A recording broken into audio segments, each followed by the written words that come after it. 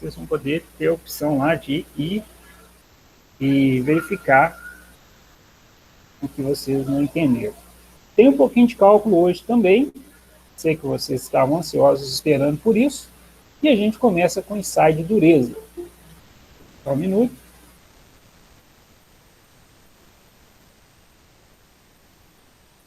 Pessoal, força aí, tá? Força aí. Eu sei que tá difícil. Sei que tá difícil, tá pesado, tá tenso, mas nós vamos conseguir vencer. Vai ser agora que nós vamos entregar o jogo, né?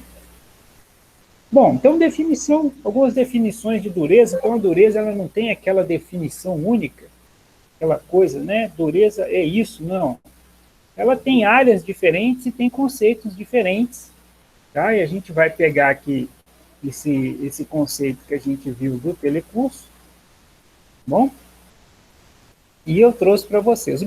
Então, por exemplo, na área de metalurgia, considera-se dureza como a resistência à deformação plástica. Opa, nós já ouvimos falar de deformação plástica permanente. Daqui a pouco eu pergunto para vocês o que é. Isso porque uma grande parte da metalurgia consiste em deformar plasticamente os metais. Então tem dois setores, inclusive, não só da metalurgia, ele poderia ter colocado aí também da conformação. Também é muito importante aí a deformação plástica da metalurgia e da conformação. O que é deformação plástica? Vamos lá. Alguém vai me ajudar. Quando o material deforma e não volta ao estado normal? Isso. Quem é que falou? Lembra, você está num computador diferente. Marcelo. Obrigado, Marcelo. Eu não conheço as vozes em computador diferente, né? Muito pouco. Bom, na área da mecânica, é a resistência à penetração de um material duro em outro. Pessoal, está lá no telecurso, Ctrl+C, Ctrl+V, tá? Pois esta é uma característica que pode ser facilmente medida. Para um projetista, é uma base de medida que serve para conhecer a resistência mecânica e o efeito do tratamento térmico mecânico no metal. Além disso, permite avaliar a resistência do material ao desgaste. Então, na área de mecânica, aí, a característica da resistência que o material tem a ser penetrado é uma característica importante. Normalmente, na mecânica, quando você tem uma peça, por exemplo, que ela precisa de uma certa resistência ao desgaste, a dureza está muito voltada para isso aí. Bom, então está aí a segunda característica. Para um técnico em usinagem, né, está também dentro da área da mecânica, é a resistência ao corte, pois atua com corte de metais e a maior ou menor dificuldade de usinar um metal é caracterizada como maior ou menor dureza. Então tem tudo a ver. Se o material tem uma dificuldade, né, para você saber se ele vai ser fácil ou difícil de usinar ou vice-versa, você vai ver que materiais com maior índice de dureza são aqueles com mais problemas para fazer a usinagem. Ok? Então você pega um 1020 em contrapartida de um 1090, certeza que vocês lembram aí o que é isso, vamos ver que o 1020 tem mais facilidade de ser usinado. Tá bom? E para o mineralogista é a resistência ao risco que o material pode produzir em outro. Esse é um dos critérios para usar, esse é um dos critérios usados para classificar minerais. Bom, então voltando aqui, já começando, né, então pelo mineralogista, nós em 1822, estou falando alto, nós em 1822 fez uma comparação de diferentes minerais com escala entre eles. Então nasce aqui a dureza, um pouquinho, talvez até um pouquinho antes o homem já tinha essa noção, mas uma das primeiras coisas que foi catalogada, né, colocada ali, falando, não, vamos fazer um documento, vamos escrever a respeito, é a escala Mohs. Okay? Então ele pegou diversos tipos de minerais e foi riscando um no outro, né? Não tinha nada para fazer, falou, vamos ficar riscando um mineral no outro aqui. E aí, por exemplo, se você pega ali o topázio, por exemplo, com quartzo, 7, 8. né, fazer um risco ali, opa, o topázio risca o quartzo. Então, e aí ele foi fazendo uma escala, onde que um é aquele que é riscado por todos, ele é muito fraquinho, tadinho, então ele não resolve o problema de ninguém, não risca ninguém, mas todo mundo risca ele. E o diamante, o 10, é aquele que risca todos, tá bom? É uma escala interessante, só que ela não serve muito para parâmetro na área da mecânica. Por quê? Não tem muita precisão, ok? Não tem muita precisão, você pega ali 4, 5, tem uma subfaixa ali de vários metais, entre os metais ali, subclassificações, e ele não serve, né? Ele pode ser interessante aí para a mineralogia, mas para a mecânica não serve, tá bom? E aí aconteceu o desenvolvimento com duas classes importantes. O primeiro chamado de ensaios estáticos, que normalmente são aqueles que a gente vai estudar, que é o Brinell, o Rockwell, e os dinâmicos, de dureza fluoroscópica. Hoje existem ensaios por impacto, né? Em que uma peça, um equipamento, ele emite, né? Ele se choca contra a peça, e, claro, aquele choque, aquela volta, é que ele consegue ler a energia que ele emitiu versus a energia que voltou para ele, que ele consegue fazer a leitura da dureza. Tá? E uma das características também que o ensaio de dureza permite é uma comparação entre o limite de resistência à tração e a dureza. Tá? Então uma dureza Rockwell C aqui, ó, que não é muito adequado, tá? O Rockwell não é muito adequado para fazer esse tipo de comparação. O melhor é o Vickers e o Brinell. E se você pega, por exemplo, uma peça que tem 400 Brinell, vou fazer um paralelo aqui, né? Minha reta ficou bonita, hein? Você pega ali uma dureza de 400 Vickers, por exemplo, se você comparar aqui, ó, essa aqui já não ficou legal, ela tem ali aproximadamente quilograma-força por milímetro ao quadrado. Então, é um parâmetro, talvez hoje em dia não tão utilizado pelos projetistas, né? Mas antigamente era muito interessante, era com mais utilização, você pegar uma determinada dureza do material e ter ali uma ideia de qual que é o limite de resistência à tração a ele. Principalmente se você não tinha muitos dados daquele material. Bacana? Fala um oi aí para o professor, fala tudo bem, professor, entendemos aí até agora, porque Bacana, senão vai ficar muito cansativo. Então, isso aqui não era para estar aqui agora, né? As vantagens e limitações aqui veio, embolou aqui, depois eu vou ter que consertar. Então, em 1822 teve o Morse, não serviu muito para mecânica nada, então em 1900 o Brinell, ele pegou uma esfera temperada, com um diâmetro padronizado, está aí na cor azul, jogou uma carga em cima dessa esfera, e dentro dessa esfera, né? Ele jogou uma carga com esfera padronizada, então a carga é padronizada e a esfera é padronizada. A esfera é um aço duro, né? Temperado, e uma carga contra a chapa, que vai ser contra essa chapa, né? Gera-se uma calota. Tá? Então, se a gente pegasse aqui, por exemplo, a vista de cima da chapa, depois da esfera ter sido tirada, ia ficar isso aqui, ó. Aqui, ó, vista lateral, fica assim, ó. Isso aqui é chamado de calota esférica, tá? E aí, o que acontece? Vem-se com um microscópio graduado e faz a medição, tá? Medição do diâmetro Dzinho aqui, ó, chamado de Dzinho, também está nessa vista, e através de uma fórmula calcula-se o valor da dureza Brinell. Ok? Melhor veremos. Tentei falar bonito. Vou mudar aqui a tela para a apresentação. e mostrar um vídeo para vocês, um vídeo pequenininho, pode ficar tranquilo, né? Falando sobre a dureza, para vocês entenderem melhor como é que é feito isso aí, tá? Então, é uma esfera, existe uma carga.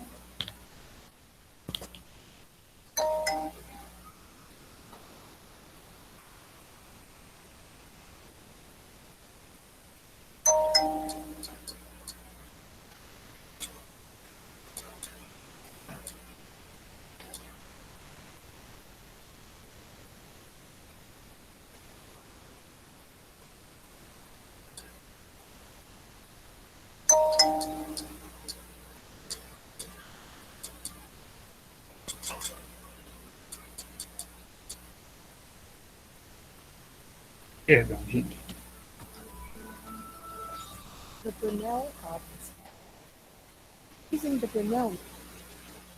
Todo mundo me esperando aí, né?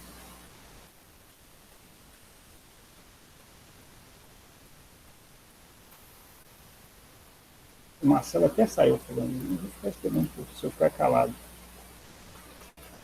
Então tá aqui o ensaio.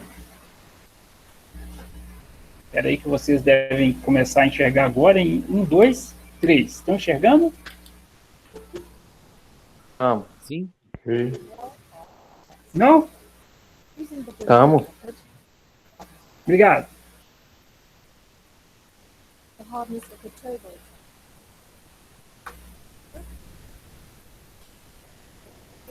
Horrível, né?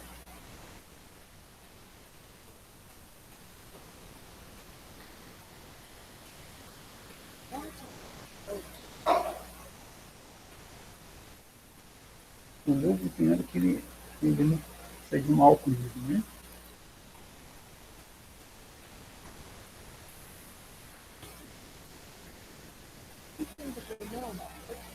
Melhorou.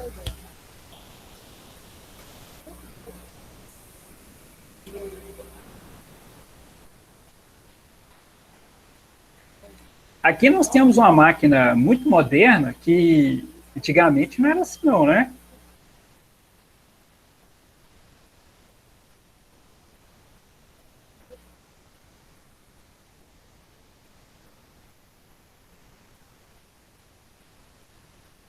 Esse é um penetrador de diamante, tá? Ele vai tirar.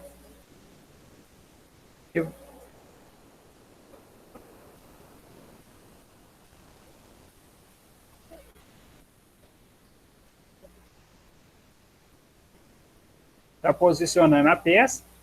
Está subindo ali, né?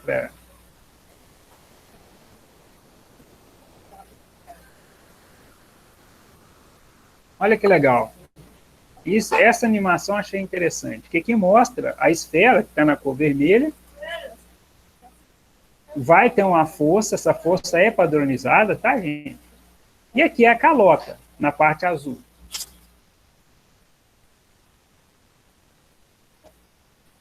Olha lá, ó, a esfera temperada.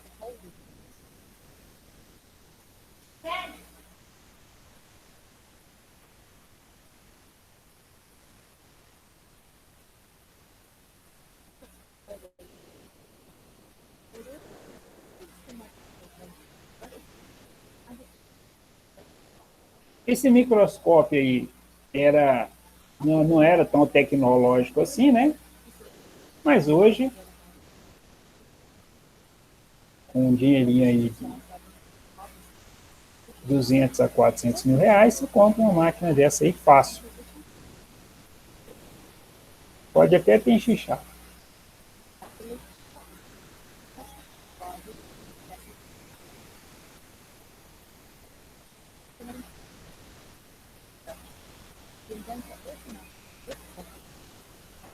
Olha a marca que ficou na peça.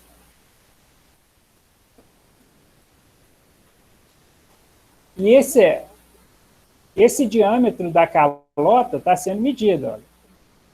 Professor, fazendo a medição do diâmetro. Oi. tem alguém querendo entrar na aula aí. Obrigado, Alisson. Realmente, quando a gente está vendo o vídeo, está vendo?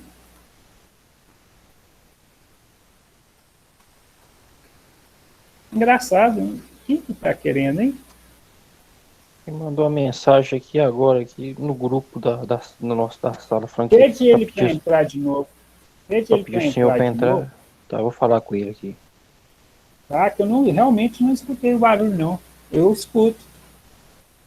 E realmente não está aparecendo aqui, não.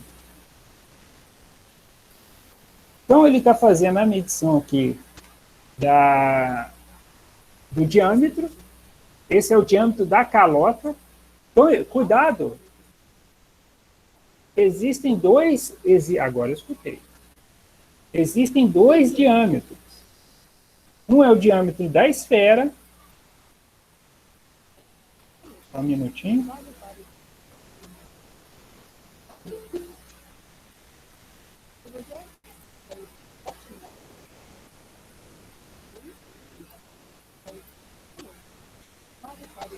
E o segundo diâmetro é da esfera. Lá, 250 brínios.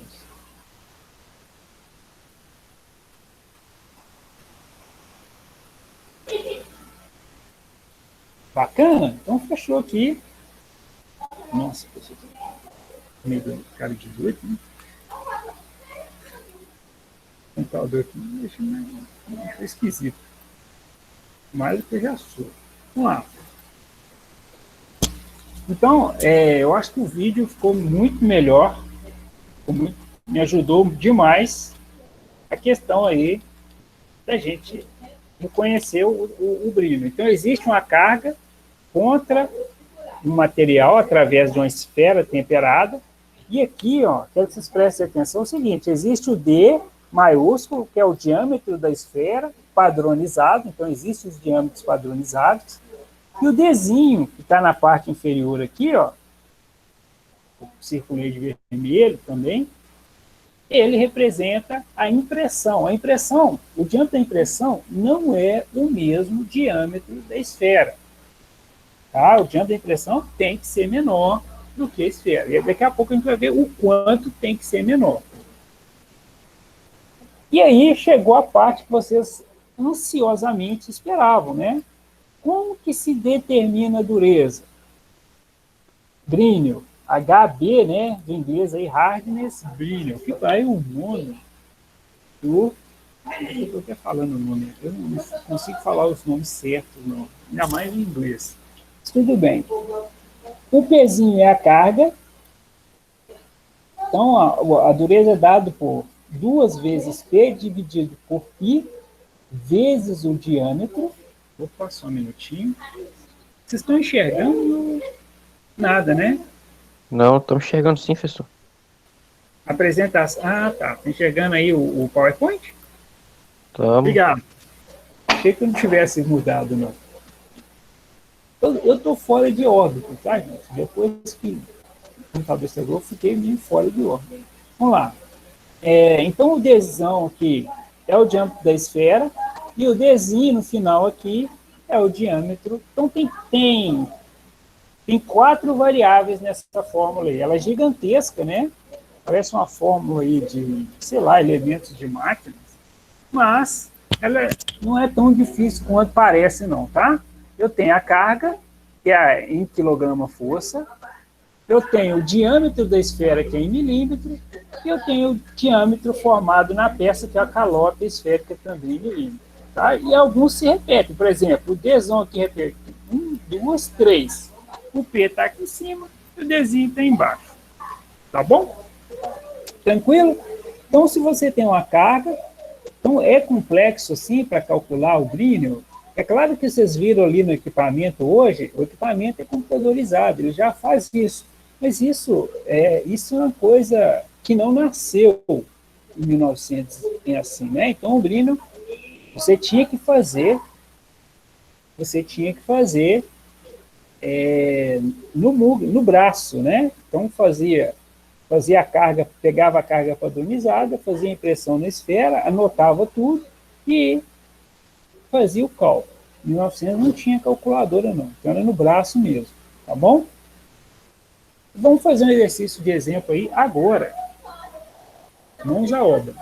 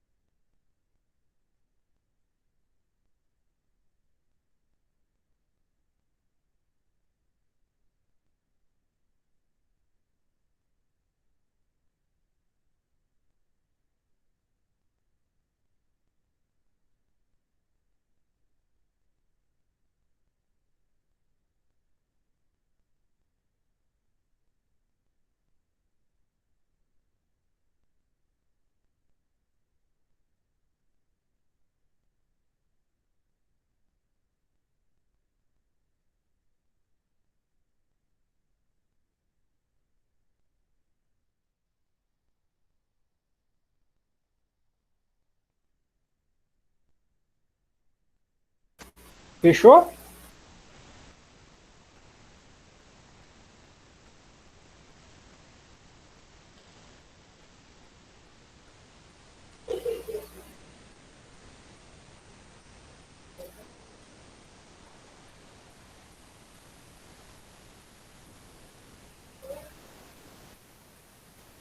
Então, aqui, ó. Vou começar aqui com vocês. Uma amostra foi submetida ao ensaio de dureza Brinner, no qual se usou uma esfera de 2,5 milímetros. Então, o que é a esfera aí na fórmula?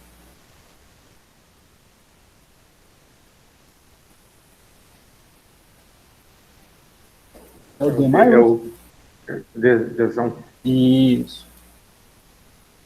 A carga pode ser considerada aí como P, em algumas literaturas pode ser considerado como F, eles mudam a letra aí, mas o sentido não muda, tá? Esse aqui nem parece um D, mas tudo bem. Aqui 2,5, o P 187,5. Já acharam a resposta aí? E o D é minúsculo, a gente acabou de ver no vídeo ali, e equivale a 1 milímetro. Faz muito sentido, né?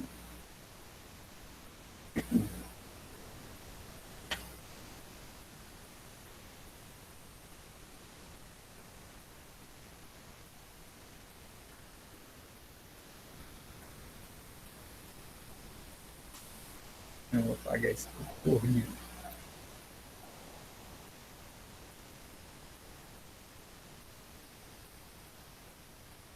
Eu achei aqui 21,22. Opa, é um número interessante. Alguém achou alguma coisa próxima aí também nisso?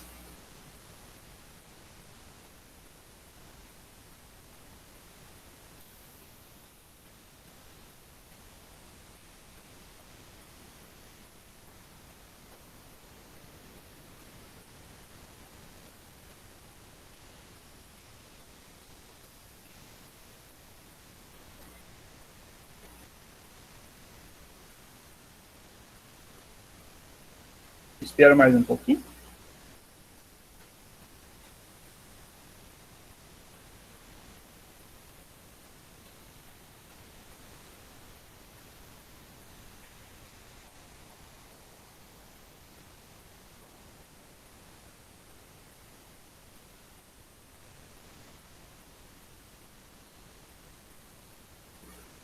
Estou nem em cima e não. Então vamos lá.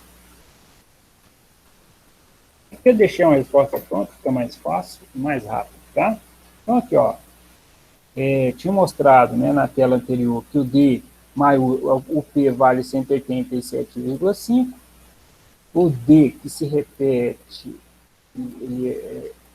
se configura 3 vezes aqui, ó, 2,5, 2,5, 2,5, e o D minúsculo, que é a impressão da calota esférica, vale 1, tá?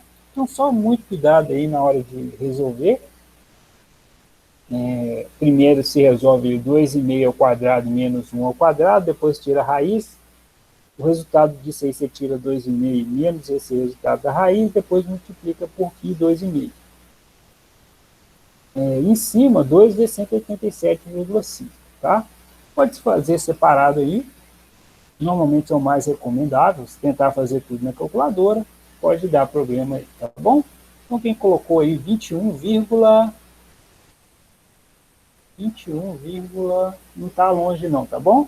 Aqui é porque o professor usou todas as casas decimais e de uma vez só. Por isso que deu uma certa diferença aí, mas tá bom. Quem fez com 21 tá legal. Tá dentro aí do espectro. Tá bom? Ficou 21, o quê? O meu lá Isso. é que eu não tirei a raiz quadrada mesmo, não, Julinho? Ah, não? Aí não, hein? Não tirou a raiz quadrada? Chegou próximo assim? Se tirar a raiz quadrada, então vai ficar melhor ainda. 21 não tá tão ruim, não. Oi? Bom, aqui embaixo tem a representação. Normalmente, se você representar um ensaio Brinell, você pode colocar o valor 20,83 HB, esse 2,5 aqui é a esfera, esse 187 aqui é a carga, e esse 30 aqui foi o tempo que essa carga foi submetida. Lógico que normalmente aí a norma ela pede aí entre 30 e 60 segundos que a carga deve permanecer. Tá? Então você tem que verificar aí o que a norma está falando a respeito disso. Normalmente entre 30 e 60, só para vocês terem noção, 60 é para aquelas peças, aquelas cargas de menor valor. Tá? Por quê, né? Para você conseguir alcançar a profundidade da peça. Tá? As cargas com maiores valores, 30 segundos são mais utilizados. 187 kg/força. Agora, o que acontece aqui? Ó? A maior impressão é para menores durezas devido à relação indevida de cargas. Tá? Isso aí parece um pouco complexo, né? E aí o Maio propôs o seguinte: para menor dureza, para o material mais macio, deixa eu explicar isso melhor. Para o material mais macio, o material tende a se escoar mais, né? A marca dele é maior. Okay? Só que você tem que colocar ali como se diz, né? Um caminho do meio. Por quê? Se o material for muito macio, ele vai escoar muito e você não vai conseguir fazer uma leitura adequada. A mesma coisa acontece se o material tiver uma dureza muito elevada. Se a dureza for muito elevada, pode começar a deformar, né, a esfera, e aí vai ter erro de leitura também. Ok? E o Mayer, né, no século passado, ele propôs o seguinte: olha, variar o diâmetro da esfera, P sobre D ao quadrado, tem que permanecer constante. O que é P? P é carga, D é o diâmetro da esfera. Ok? Então, existe uma relação entre P e D ao quadrado, está tabelado. Deixa eu ver se eu coloquei aqui. Está aqui, ó. Está aqui, ó. Olha só. Então, se a esfera é 10, tá vendo? A força vai ser 30, 10, 5, 2,5. Então, está aqui o diâmetro da esfera contra a carga. Olha só. Então, se você tem, né, uma esfera de 2,5, por exemplo, você pegar aí, por exemplo, né, 2,5 ao quadrado, tá? 30 vezes 2,5 ao quadrado, você vai chegar nessa carga aqui. Se você tiver 10 vezes 2,5 ao quadrado, você vai chegar nessa carga. 5, 31, 25. 2,5 vezes 2,5 ao quadrado, 15,625. Ok? Pô, isso aí está meio tenebroso, né? Então, existe... Daqui a pouco a gente faz o exercício, talvez fique um pouco mais claro para vocês aí, senão a gente volta aqui de novo. Então, olha só. A carga sobre o diâmetro da esfera ao quadrado, existe o fator 30, fator 10, fator 5 e fator 2,5. E, em consonância com isso, ele fez o seguinte: entre 90 e 415, ou seja, 90 e 415 Brinell, que é a mesma coisa, a representação de Brinell, quilograma-força por milímetro ao quadrado é a mesma coisa, porque é a força dividida pela área. Quais materiais mais ensaiados? Aços e ferros fundidos. Você pega aqui o cobre, alumínio e suas ligas mais duras, entre 30 e 140 Brinell, ligas antifricção, e aqueles, né, o chumbo, estanho, timônio e metais patentes, esses aí possuem dureza menor, eles estão aí até 30 Brinell. Ok? Então, essa relação de carga sobre o diâmetro da esfera ao quadrado tem que ter uma constante. Por quê? Porque senão o material escoa muito e você vai ter erro de leitura. E o segundo, o valor da calota D, aquela impressão que fica no material, ela deve estar compreendida entre 0,3 vezes o diâmetro e 0,6 vezes o diâmetro. Bom, você pega aí, né, uma calota de 1 milímetro, tá? Calota não, esfera de 2,5 milímetros, você vai multiplicar 2,5 vezes 3, 2,5 vezes 6, e o valor dela tem que estar entre esses dois, senão vai dar errado aí a leitura. Isso aqui eu não vou pedir para vocês fazerem cálculo isso aqui, tá? Mas tem que saber que, né, para que a impressão seja devida, né, e não indevida, ou seja, que a impressão seja a leitura corretamente, tem que ter essas duas relações, tá bom? Deu hora?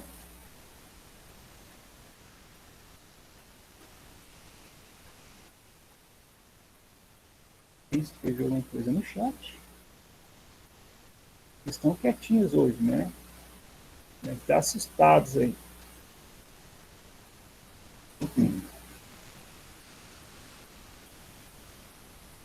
É 9h40 que a gente acaba, que a gente dá o tempo.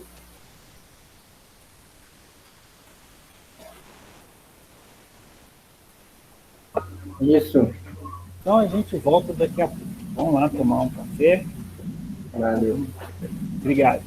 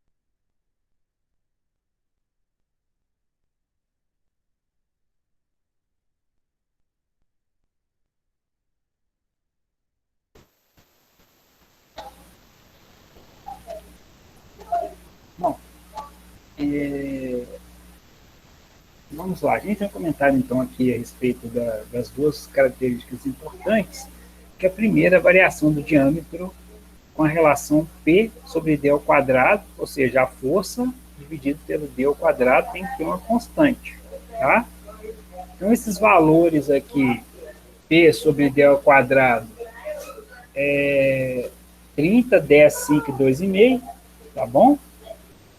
E normalmente tem uma tabela complementar a essa, tá? 30, 10, 5 e 2,5 ali. Essa é a tabela complementar. Aqui não tem nem o fator 30, tem sim. Ó. 30, 10, 5 e 2,5. Essa faixa, vou até colocar aqui na faixa, em amarelo, aqui, ó. 30, 10, 5, 2,5. E aqui, ó, é o diâmetro da esfera padronizada. Então, tem esfera de 10, 5, 2,5. A esfera de 10, por exemplo, você vai pegar 30 vezes 10 ao quadrado, vai dar 3.000. E na segunda coluna, 10 vezes 10 ao quadrado, 1.000. É assim que é feito esse cálculo aí, só para a gente relembrar. E quanto maior a carga, okay? Essa característica, né, para cargas maiores aí, a gente tem que considerar que são materiais de dureza mais elevada, tá bom? Um pouquinho chato, né? Mas tenho certeza que vocês vão conseguir passar daí. E o segundo, que o valor da calota deve estar entre 30%, ou seja, 0,3 vezes o diâmetro da esfera, e 0,6 vezes o diâmetro da esfera. Então, se tem uma esfera, um exemplo bem simples aqui, tem esfera de valor 10, esfera padronizada de valor 10, a calota tem que estar ali entre 3 e 6 milímetros de diâmetro. 0,3, tá? Vezes 10 ali, e 0,6. Bom, cuidados que devem ser observados no ensaio. A distância entre o ensaio e a extremidade da peça pode causar deformações indevidas e leituras errôneas. Então, nas extremidades, deve-se evitar realizar o ensaio. Então, tem uma chapa, desenhando aqui em vermelho, quer colocar aqui, né, um marca-texto. Então, aqui, ó, nas extremidades, não se faz ensaio, porque vai ter uma deformação diferente da real e a leitura pode estar errada. Peças normalmente acima de 500 kg força por milímetro ao quadrado de dureza, ou 500 milímetros, não pode ser utilizado esferas temperadas, de aço temperado. Algumas proposições modernas, né, podem pegar aí algum material de carbeto, de titânio, e tudo bem, consegue-se fazer durezas mais elevadas. Isso é a tecnologia, antigamente não dava para fazer isso. E a segunda, nós temos uma fórmula aqui mostrando que a profundidade da calota, denominada por P, deve ser 17 vezes maior, a espessura da peça, então a peça tem uma determinada espessura, deve ser 17 vezes maior que a profundidade da calota. Então a gente pega a profundidade da calota, que é calculada por essa fórmula, multiplica por 17. Se for menor que a espessura, tá ok. Então vou repetir. Você tem uma espessura lá de 10 milímetros, por exemplo. Ó, peguei o pesado, tá bom. Uma chapa de 10 milímetros. Vai pegar o valor da profundidade P da calota, vai multiplicar por 17, tem que ser menor que 10, que é a espessura da chapa. Ok?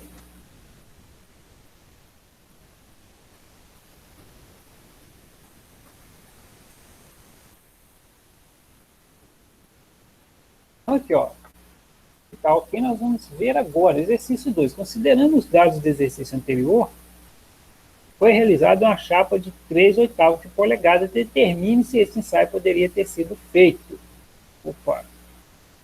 Então, a gente pegou o exercício 1. No exercício 1, a gente calculou foi esse aqui, ó. A gente calculou a dureza. Ok? Então, foi pego aqui uma esfera de 2,5, a carga de 187 por 30 segundos, e se chegou a 20,83 brilho. Aqui está perguntando o seguinte: se esse ensaio foi feito em uma chapa de 3/8 de polegada, determine se esse ensaio poderia ter sido feito. E aqui está. Então, vou pegar os dados aqui, ó, porque a equação é a mesma. Esse F aqui é o P, é a carga, que foi 187,5.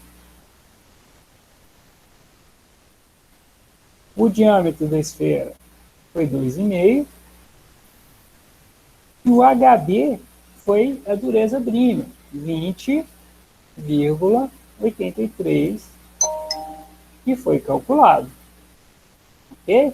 Então, você substitui o F pela carga, o D pelo diâmetro da esfera e o HB pelo valor de Brinell que foi encontrado, que foi 20,83, e acha o P. Você vai pegar esse P e multiplicar por 17, ele tem que ser menor que 3/8. Ok? Vou dar um tempinho aí para vocês acabarem esse exercício aí.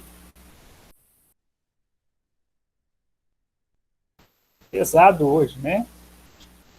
Falei, até hoje ia ser um pouquinho tenso. Semana que vem, melhor.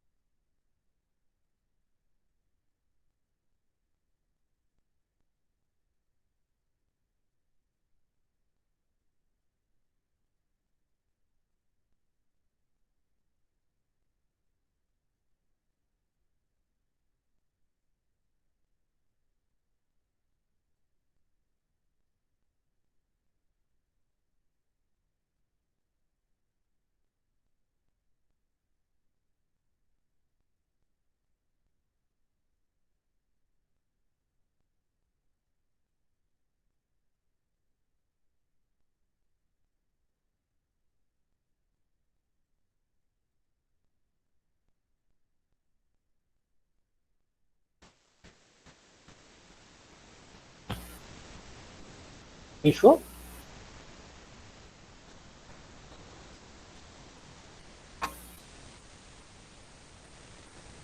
1,41. Esse é 1,41.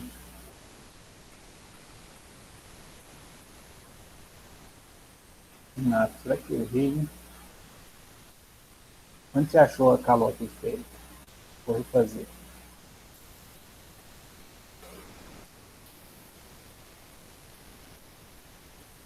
Tá razoável.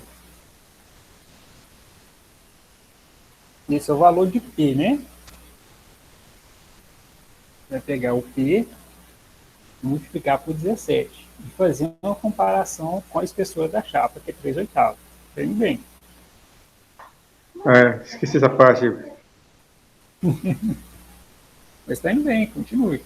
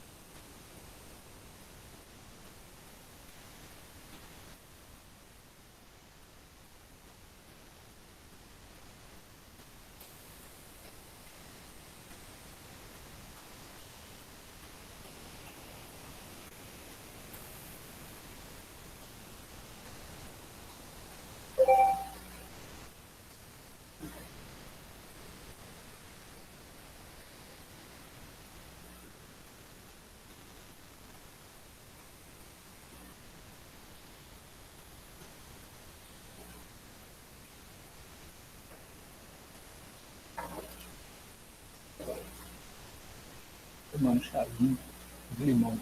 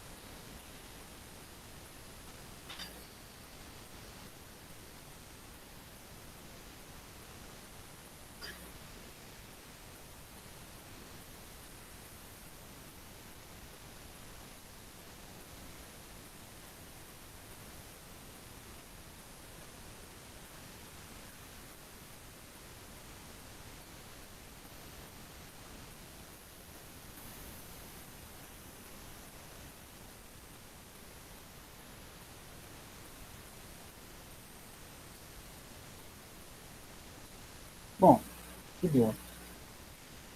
Fechou, Renato?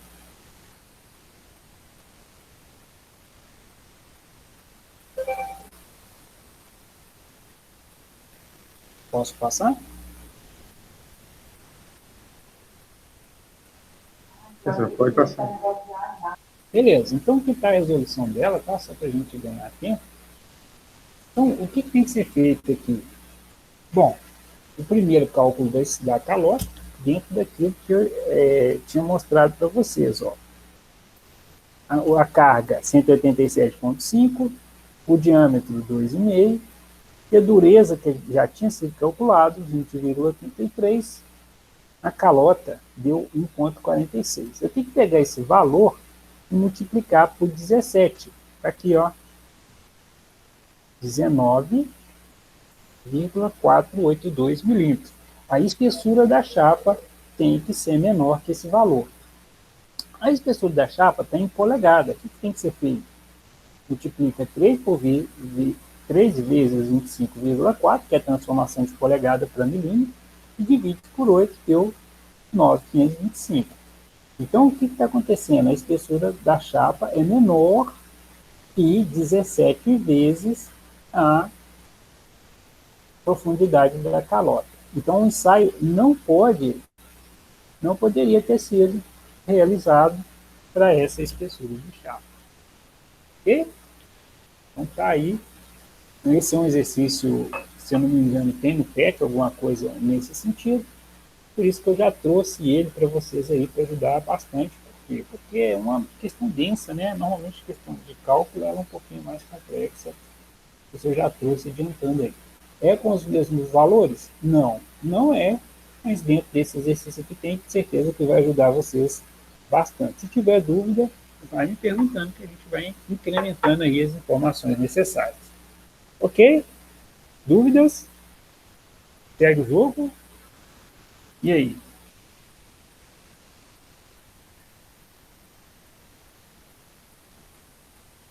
Beleza. Então aqui eu já tinha mostrado a parte inferior dessa tabela. E aqui, ó, a parte superior é uma tabela que normalmente já vem padronizado. Hoje, né, a gente viu lá no vídeo que o equipamento ele já faz esse cálculo, já determina aí também qual que é a espessura da peça de acordo com o tipo de norma. Tudo isso já vem muito bem bonito, bem setado. Você já tem toda a noção ali se o aparelho for eletrônico. Se não, você tem que ou calcula, ou já existem tabelas, olha aqui, ó, diâmetro de esfera para 10 milímetros, se você usar a carga de 3.000, aí e você achou um diâmetro de calota de 2,9, por exemplo, ele já te fala que a dureza é 444. Opa, achei 2,95, 429, 3,10, 388. E aqui a gente já pode raciocinar aquilo que eu tinha comentado. Então não precisa de calcular. Já existem tabelas que ajudam nisso. Uma coisa, né? Quanto maior o diâmetro da calota, menor a dureza aqui. Olha que legal. Nós tínhamos comentado a respeito disso. Bacana? Fechou? Então a gente fecha o ensaio Brinho. A gente passa aí de 1900 para 1922. E Rockwell, né? Ele viu que Brinho tinha algumas coisas para ser melhorado. Ele falou, não, então vamos criar aí um novo processo, né? O Rockwell errado aí, duas vezes. Pois leva em consideração a pré-carga do material, compensando a elasticidade e faz a leitura de profundidade da peça ensaiada. Um relógio de leitura direta foi acoplado ao equipamento que permite uma maior produtividade. Então está aqui na figura um equipamento de roca bem parecido com o Brinio, eletronicamente hoje são o mesmo. O que você muda? O penetrador e o tipo de leitura, né? Se a leitura do Brinio ele se faz ali pela área da calota, o Rockwell faz pela profundidade. Então presta atenção nisso, é importante. O Brinio faz a leitura pela área da impressão e o Rockwell faz pela profundidade. E ele desconta dessa profundidade uma parte elástica. Por quê? Normalmente o material ele tem uma parte elástica. Então, se você faz uma impressão na peça, ela volta um pouquinho. Por isso que ele tem uma pré-carga. Então faz uma carga inicial chamada de pré-carga para quebrar essa elasticidade. Dali para baixo, né, a profundidade da pré-carga para baixo, é que o equipamento realmente faz a leitura. Considerando essa pré-carga, por quê? Porque ali tem certeza que quebrou a região elástica do material. Ok? Eu não deixei o link aqui. Está aqui, ó. Aqui está o procedimento do ensaio, né? Então tem o penetrador, que é a letra A aqui. O penetrador encosta na peça. E aqui nós temos não só um penetrador, então depende da escala, a gente vai ver daqui a pouco. Então pode ser um diamante ou uma esfera. Um Brinio só é a esfera, então você já vai diferenciando um ensaio do outro. Aqui tem que você pode fazer um ensaio por um diamante. A seguir, se aplica uma carga inicial de 10 quilos, ok? Então, esses 10 quilos que é a pré-carga, lembra, para quebrar a região, a parte elástica, e depois coloca a carga em si, que nesse caso aqui ficou 140. Aí sim, essa leitura do 140 aqui que é feita. Por quê? Na letra D, retira a carga, vai mostrar no relógio. Então é outra diferença, né? No Brinio você teria que fazer uma medição através de um microscópio óptico e fazer um cálculo ou pegar uma tabela. Aqui não, aqui já tem um relógio que você faz a leitura direta.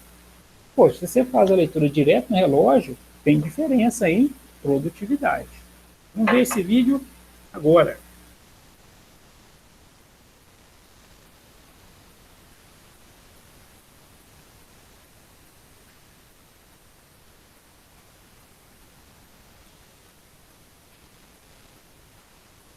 Tem que levar vocês para lá, né? Só um minuto.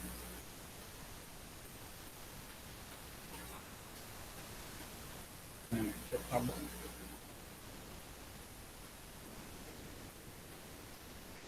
Um minutinho.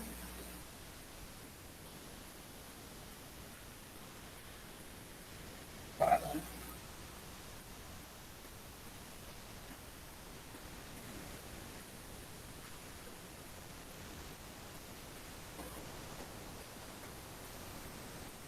Aí, ó.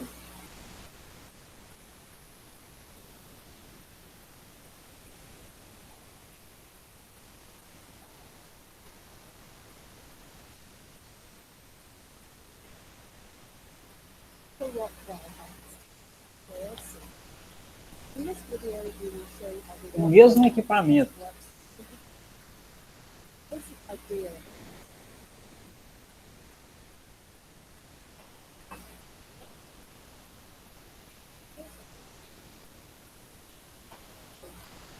Diamante, tá? É um penetrador de diamante.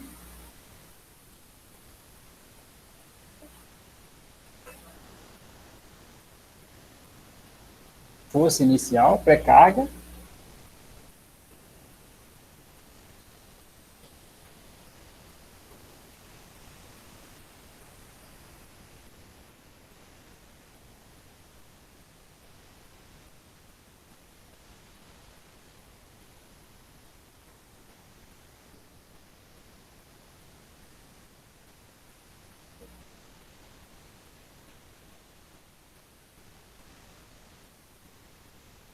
Diferente.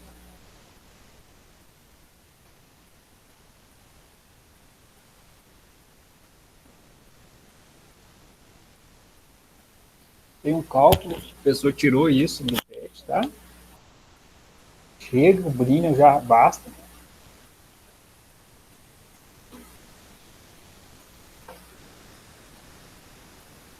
Aí, ó, esse aí é um penetrador de diamante, ó.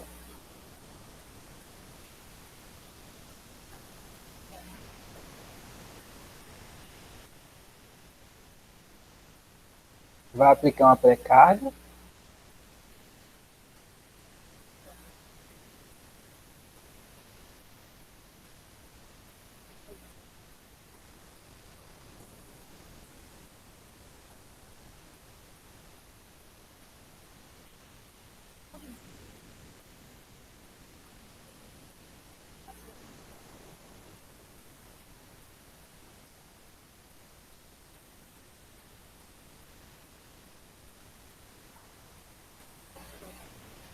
(54 vezes 89) Rock C.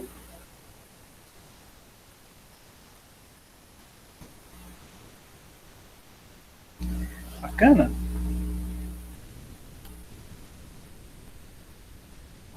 Claro que nessa máquina aí não se fala de leitura direta, né? Não se compara o Brinell com o Rockwell nessa máquina. Pô, escrevi Rockwell errado e não tirei na hora nenhuma. Bom, então a característica do Rockwell, né, principalmente lá colocar na 50, 60, 70, 80, 90, 90 começou a mudar um pouquinho, né, a computação já começa a fazer diferença nisso aí, é que o Rockwell era uma leitura direta. E o Brinell não, o Brinell tem que calcular, pegar uma tabela, fazer a leitura com a escala primeiro, ou seja, o que acontece no Rockwell? Produtividade. Ok? Agora, eu trouxe essa figura para mostrar para vocês aqui uma coisa importante. Tem o cone de diamante, está na parte inferior aqui, ó. Tá vendo? Cone de diamante, penetrador de diamante. O Rockwell, ele tem, deixa eu ver aqui, ó. Eu volto na tabela, só para vocês verem que ele tem uma escala na cor preta, uma escala na cor vermelha. Ok? 90, 20, 0, 30. Então, ó, circulei aí, vermelho e preto. Por quê? A preta é o diamante. Está aqui uma tabela, ó, escala A, cor da escala preta. Você vai ler no relógio ponteiro, ele vai estar marcando lá em cima do preto e do vermelho. Você tem que saber quando você vai ler o preto e quando você vai ler o vermelho. Ok? Quando for cone de diamante de 120, é preto. Ó. E aqui embaixo, esfera de aço, ó, vermelha. Ok? Tome cuidado com isso aí, porque tem a esfera de aço de diâmetros diferentes, né? Um 16 e um oitavo, por exemplo, aqui, ó. Mas falou de esfera, a cor da escala que você vai ler é vermelha, falou de diamante, a cor é preta. Ok? E os campos de aplicações. Olha só, escala A, faixa de utilização 20 a 2088, HRA. a legenda do rótulo é diferente. Símbolo HR e C é escala. O Brenner não tem, né? Só HB. 100 Brenner, 400 Brenner, sem HB. Então, não confundam, por exemplo, né, uma escala vermelha HRB com HB, é diferente. Tá? E aqui o campo de aplicação, na última item da tabela. Então, o aço ele está muito utilizado na Rockwell C. Aqui. HRC. O ensaio do vídeo foi feito em qual escala, hein?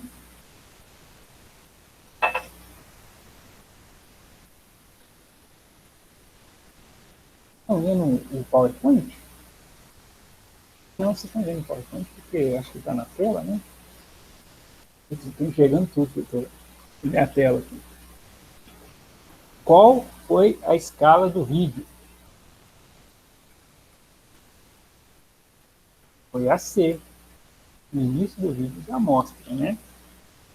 Aqui, ó. Olha lá, ó. Rockwell, página teste, escala C.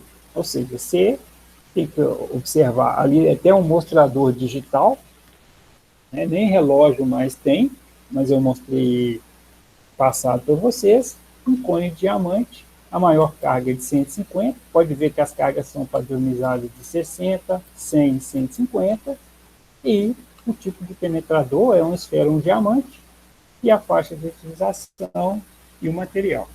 Tá bom? Exercício rapidinho aí. A gente está fechando o Rockwell.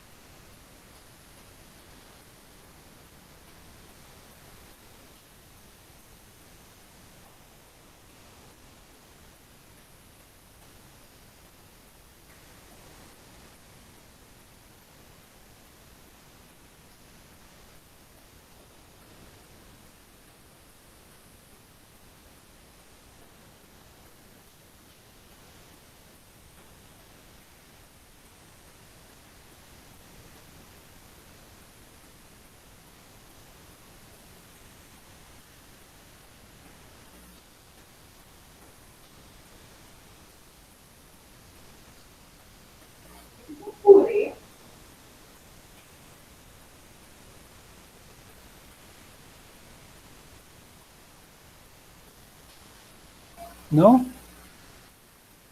É a carga maior menos a pré-carga, tá bom? Por quê?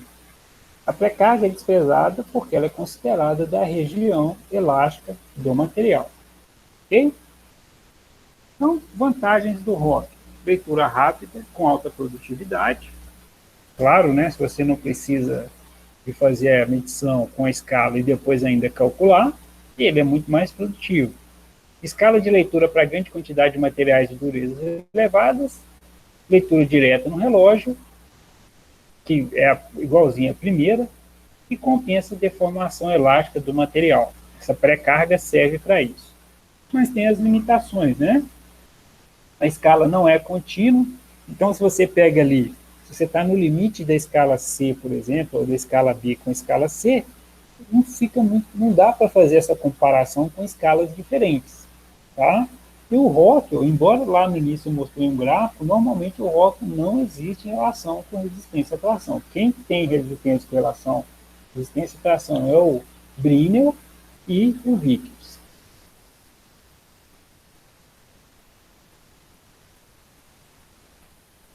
A gente vai fechar aqui com o último, que é o Knupp e o Vickers, né? O Knupp, o ensaio Vickers, o Knupp é igualzinho, só que o Knupp, e a diferença é que para durezas, micro dureza dele é muito mais acentuada que o Vickers, então você consegue medir camadas muito mais finas com o Knupp, mas o princípio é o mesmo. Ele pegou o diâmetro ideal da esfera do Brinell e fez uma base de pirâmide. Então, existe uma base de pirâmide com ângulo de 136 graus, que está aqui, ó, que foi utilizado para fazer a dureza do material nesse tipo de ensaio. Tá? A carga é pequena, entre 1 a 1000 gramas. Então, se você pega num Brinell, por exemplo, tem 3.000 kgf, 3.000, a gente viu na tabela que tem 3.000, o Vickers chega a 1 kgf. Então, é considerada uma microdureza e tem essa grande vantagem. Você consegue fazer a medição com pequenas impressões na peça. Isso é muito importante em certas áreas que o material não pode ter marcações. Tá bom? Então, é uma das vantagens do ensaio Vickers. O penetrador é sempre de diamante, tá? Em forma de pirâmide. E a característica dele é dada por que está, né, a pirâmide aqui de novo, a 136 graus, o diâmetro, ele marca a peça através de diagonais. Essa diagonal, tá vendo aqui, ó, D1 e D2 é medida por um aparelho microscópico, tá ele aqui, o relógio de todo tamanho, e aí você faz uma média aritmética e calcula, né, aqui está a fórmula primitiva, força sobre área. Quem quiser depois, pode pegar o telecurso lá, ele faz um passo a passo de como que você chega nessa área aqui, até nessa fórmula. Quem gosta de matemática pode fazer esse acompanhamento, esse desenvolvimento de fórmula. Não temos tempo para isso, temos que ser práticos. Então, está aqui, ó, desenvolvimento chega nisso aqui. Ó. Então, o Vickers é 1,8544 vezes esse x aqui não existe, vezes a força, dividido pelo d ao quadrado. Lembrando que d é a média aritmética de D1 e D2, tá bom? E a última coisa aqui para a gente fechar, tá acabando. Ufa, né? Hoje foi terrível, eu sei disso.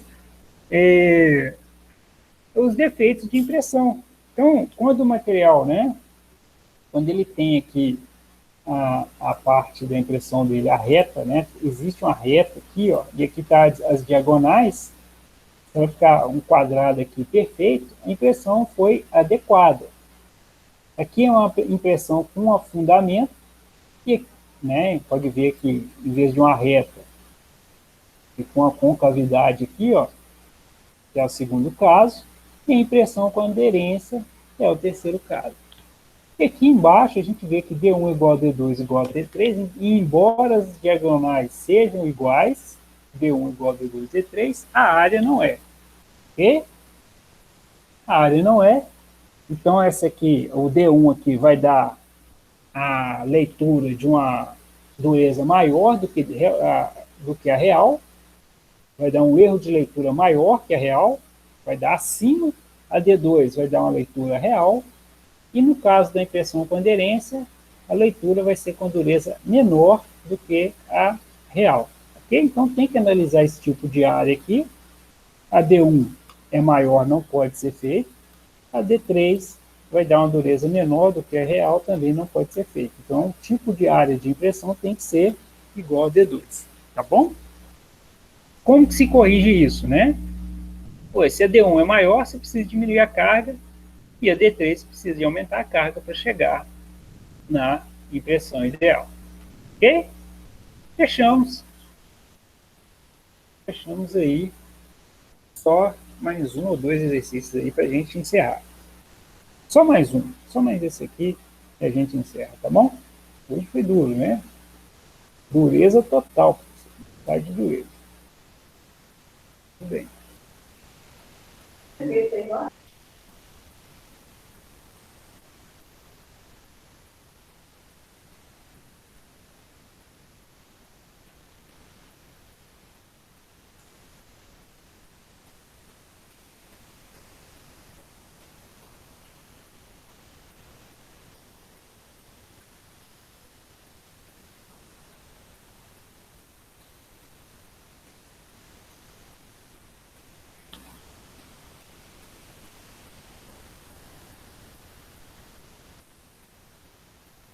E aí em A, B, C ou D?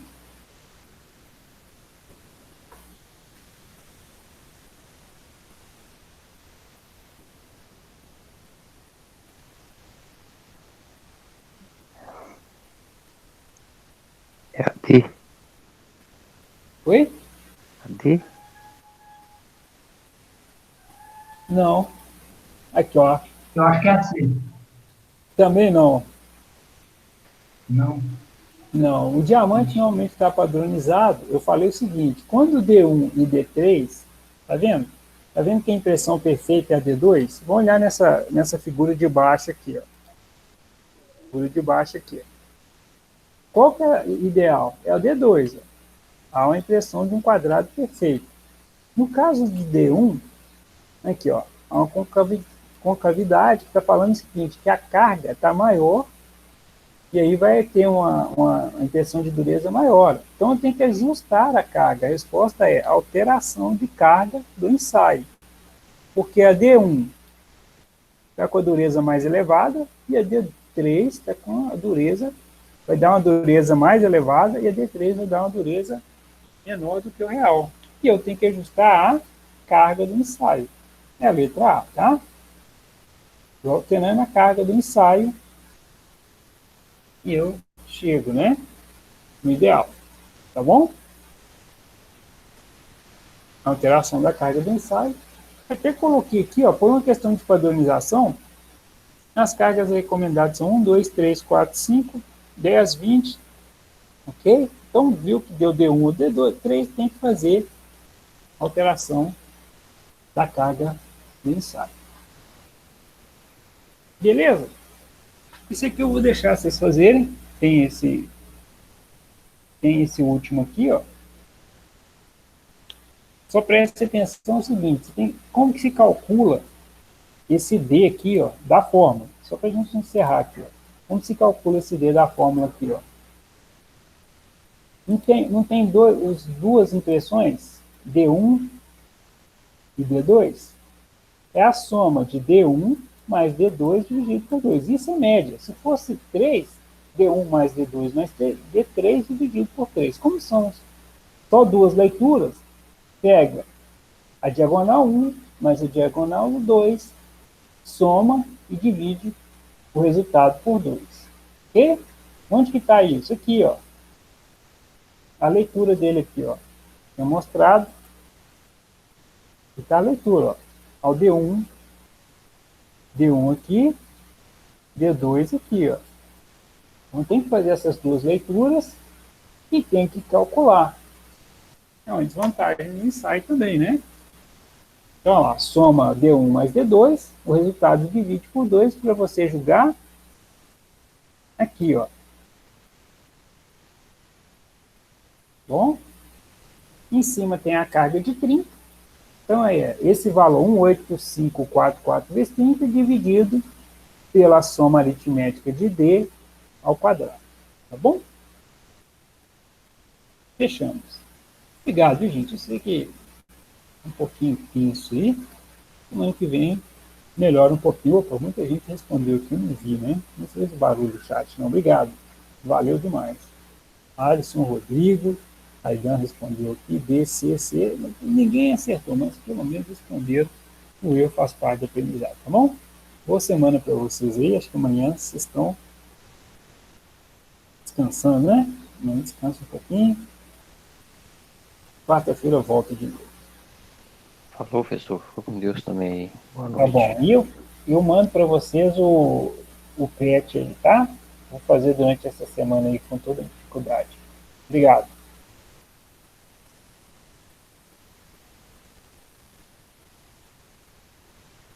Boa noite. Boa noite, professor. Bom descanso. Bom descanso. Obrigado.